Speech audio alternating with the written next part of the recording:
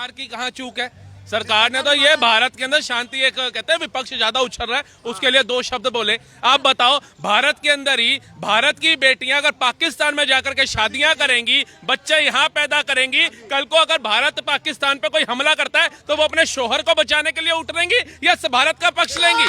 आप बताइए, वो अपने बच्चों के बाप को बचाने के लिए उतरेंगे या भारत का पक्ष लेंगी? आज जो कश्मीर के अंदर आतंकवादी हमला हुआ, जब मोदी सरकार ने राष्ट्रपति शासन लगाया हुआ था, उन्हें पता था कश्मीर की स्थिति अभी ठीक नहीं है, राष्ट्रपति शासन को बढ़ाया जा रहा था, तो कौन सा विपक्ष था जो सुप्रीम कोर्ट गया था इलेक्शन के लिए? किसने कहा था लोकतंत्र की हत्या हो गई? किसने कहा संविधान खतरे के अंदर है? किसने कहा ईडी सीबीआई सब बिक चुका है? किसने देश का माहौल खराब किया? और जब वहां पर इलेक्शन हुआ, सरकार चुन के आती है, उसके 2 महीने बाद ही ये कांड हो जाता है। वहां पर हिंदुओं को चुन चुन कर धर्म पूछ के मारा जाता है। ला इलाहा इल्लल्लाह मोहम्मद रसूलुल्लाह अगर आप बोल पाओगे तो आपका जीवन बख्शा जाएगा, नहीं तो आपके सिर के ऊपर गोली मार दी जाएगी। आप बताइए, ये देश इससे चलेगा? और जब भारत सरकार ऐसे लोगों के ऊपर कार्रवाई करती है तो बोला जाता है मुस्लिमों को प्रताड़ित किया जा रहा है। 2014 में कहाँ कार्रवाई हो रहा है? 10 दिन हो गया, अब तक कोई कार्रवाई हुआ ही नहीं। इनसे पूछिए, इनकी दादी ने बांग्लादेश जो बांटा था, क्या 2 दिन में बांट दिया था?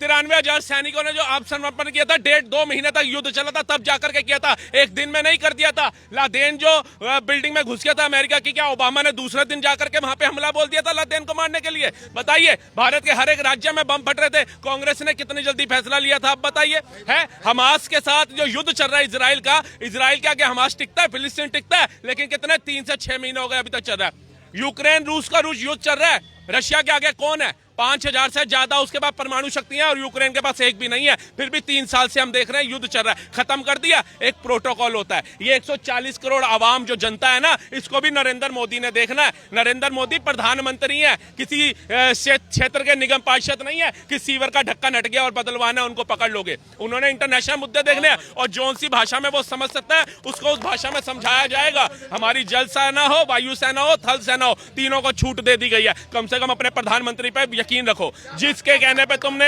अग्निवीर योजना का बहिष्कार करना शुरू कर दिया था ना, आज जाकर के पूछना उन माँ बाप से, मुर्शिदाबाद के अंदर जो है वो सोच रहे होंगे कि हमारे घर में शायद अग्निवीर का जवान होता तो हमें पलायन ना करना पड़ता। वो 26 लोग जो मारे गए, उनमें अगर 2-4 भी अग्निवीर के जवान होते तो शायद 26 लोगों की शहादत नहीं होती। वो 26 में से 4-5 अग्निवीर के जवान, उनको जवाब देना ज्यादा सक्षम समझते। किन्होंने विरोध किया? हर एक चीज का विरोध विपक्ष करता है भारत के अंदर। है नोटबंदी हुई, कह रहे उससे भारत का क्या फायदा हुआ? जो नकली करेंसी पाकिस्तान छाप रहा था, कंगाल हुआ नहीं हुआ? ये तो कहते हैं हमारे घर में बच्चा हो गया, उसको नवरत्न तेल लगाओ और दौड़ना शुरू करा दो। क्या बच्चा पैदा होता ही दौड़ने लग जाता है?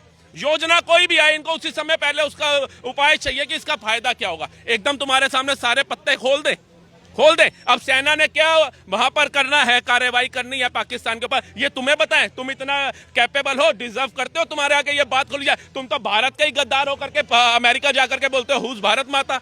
भारत माता कौन है? भारत में लोकतंत्र की हत्या हो रही है, भारत में चुनाव सही से नहीं होता, आप तो भारत की बेइज्जती करते हो बाहर जाकर के। आपसे करेंगे? आप नेता विपक्ष कहने लायक है, बैठने योग्य हैं? आप बताइए। आपकी गाड़ी सीधा उस सैयद शाह के घर जाती है, बाकियों के पास क्यों नहीं जाती? आप बताइए।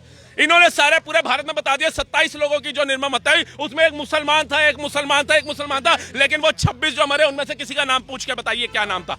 जिस बहन का हाथ की मेहंदी का रंग हल्का नहीं हुआ, उसका सिंदूर उतर गया, कभी पूछिए उसके घर वाले का क्या नाम था? उनके घर वालों से मिलने गए तो थे राहुल? कब गए?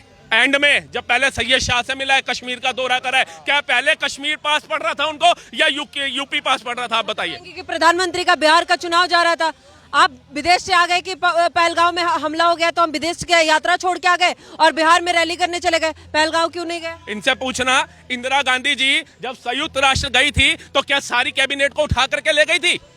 ले गई थी।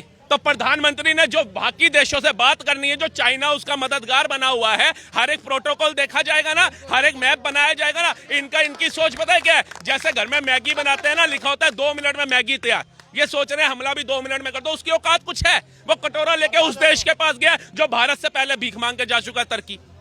आप बताइए, एक भिखारी दूसरी भिखारी के पास जा रहा है, उसके बाद क्या पता चलता है? एक लड़की रो रही है, हाय मोदी ने हमारे ऊपर क्यों करा, हमारा क्या कसूर है, हमें तो पाकिस्तान भेज रहे हो, मेरे शोहर को क्यों नहीं भेज रहे? वो कह रही तुम आए कैसे थे? कह रही मैं अपने मामू के यहाँ आई थी 6 महीने पहले। अब उन्हें कहा भाई मामू से दोबारा मिलने आ जाइए, जो मामला शांत होगा। कह रही है वो मेरा मामू नहीं, मेरा शोहर है, 3 बच्चों का बाप है। अब बताइए, अगर ऐसी चीजें निकल के आ रही हैं, और पता चल रहा 83,000 महिलाएं तो सिर्फ पंजाब की साइड की हैं, आप बताइए मुसलमान है। और 5 लाख टोटल है जिन्होंने 55 लाख बच्चों की आबादी है। अभी तो सर्वे और आएगा, अभी देखना कितने होंगे।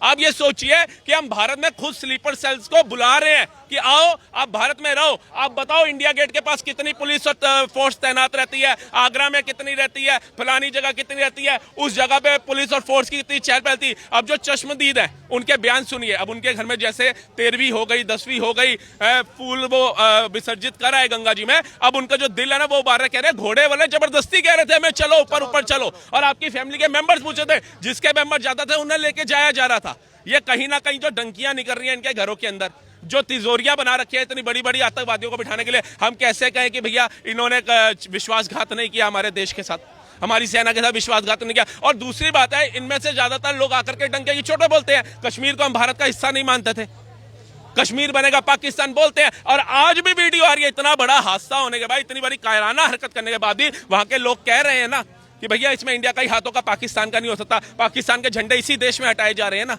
आप बताइए तो कैसे? कहते सांपों की प्रजाति में सारे सांप जहरीले नहीं होते, लेकिन क्या किसी से डसवा के चेक करते हो भैया ये जहरीला है तो इसको छोड़ दूं? तो शक ये लोग खुद पैदा करते हैं। फिर ये कहते हैं मोदी योगी आ गए तो हिंदू मुस्लिम हो रहा है।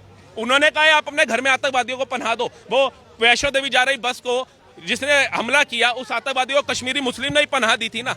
आप बताइए शक क्यों नहीं पैदा होगा? है मतलब तुम दुकान बदल के भी, नाम बदल के भी दुकान चलाओ तो वो ठीक है, और वो धर्म पूछ के मारे तो गलत हो गया।